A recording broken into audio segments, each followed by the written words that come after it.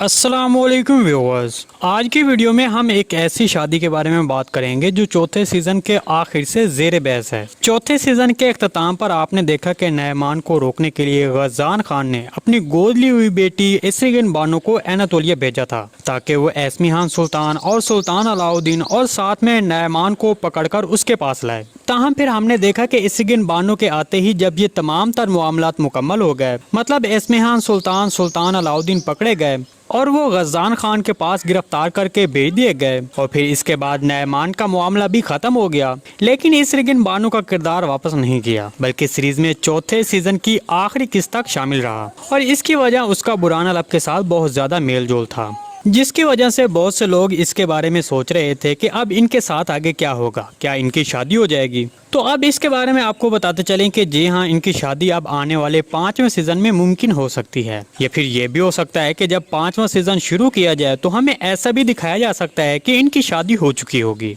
इसके अलावा अगर इनकी शादी नहीं हुई होगी तो फिर यकीनन 5वें सीजन में हो जाएगी, क्योंकि इस किरदार को सीजन के आखिर तक दिखाने का सिर्फ एक ही जवाब बनता है कि ये किरदार सीरीज में आगे भी जारी रहेगा। इस किरदार के बारे में आप क्या कहते हैं, कमेंट सेक्शन में लाजमी बताइएगा।